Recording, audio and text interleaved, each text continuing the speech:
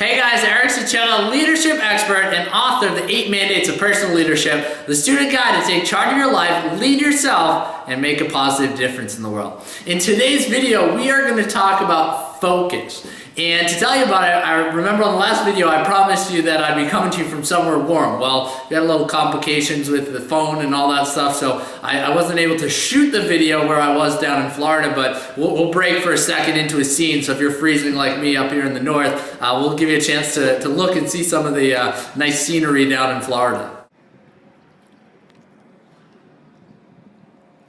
These birds are funny, huh?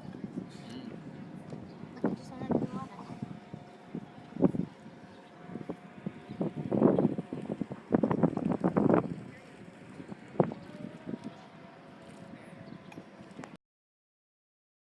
All right, well, hopefully that made you a little bit warmer for the moment, but anyway.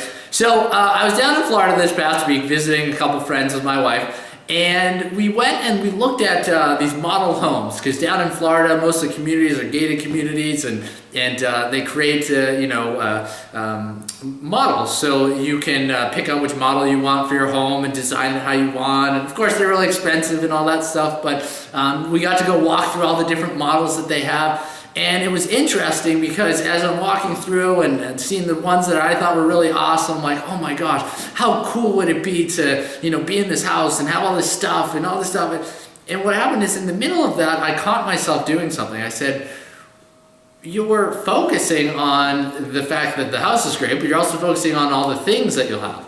And from my experience, not necessarily, up until recently, because of my own experience in terms of financial success, but the success of the family around me, I've been around those things most of my life, and I'm very grateful for that.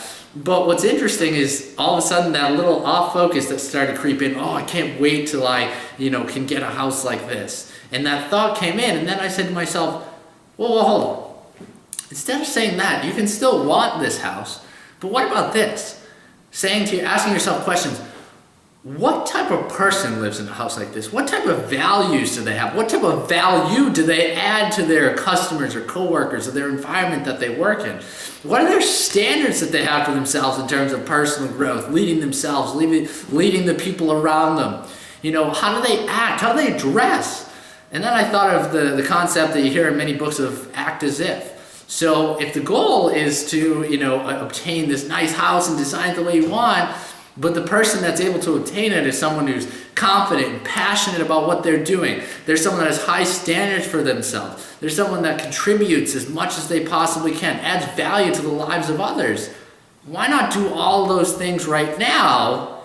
And then because you add all that value, make that difference, then you're able to obtain those financial things a lot quicker because you're being your best. You're already seeing the person that you think you are going to be once you obtain those material things and actually becoming that person now. So in reverse, you end up becoming the person that is able to add enough value to be able to afford something like that. And that's, a microcosm of how everything works in life. It's, one side, or is it gratitude, compelling future, high standards, and let's do that to get those things that we want. Because here's the deal.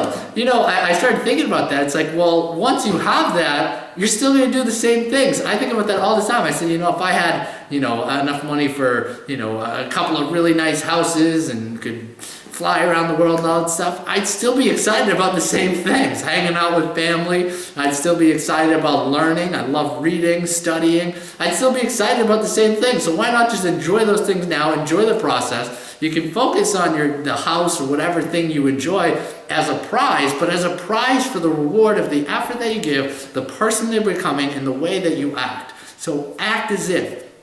And focus on who you're becoming, not what you get. What you get will never make you happy. Who you become in the process is ultimately what's going to make you happy and fulfilled. Because once you get that prize anyway, eventually the law of familiarity, I've been in this house for a while, you have to set a new goal anyway. So if you're always going to be having to grow and set new goals to feel happy and fulfilled in the long term, why not start today? People always do things because they think getting that next thing or doing that next thing is going to bring them happiness and fulfillment when they don't realize it's just a pattern of focus. And if you keep that pattern, you're never going to get to the end of the line. But decide, I'm already where I want to be. Become the person that you're striving to be, and those things that you so desperately want because you feel it's going to fulfill some sort of need, you'll already have the need fulfilled, and then the car, the house, all that stuff is just a cool reward, a cool reminder, an awesome representation of who you become as a person. So the power of focus. So I hope that helped you out today. I hope you liked the little 5-10 second clip of us down in Florida if you're somewhere cold like us up here in Massachusetts. So go out there, live the movie, have a wonderful day. We'll see you next week, and we'll talk to you soon.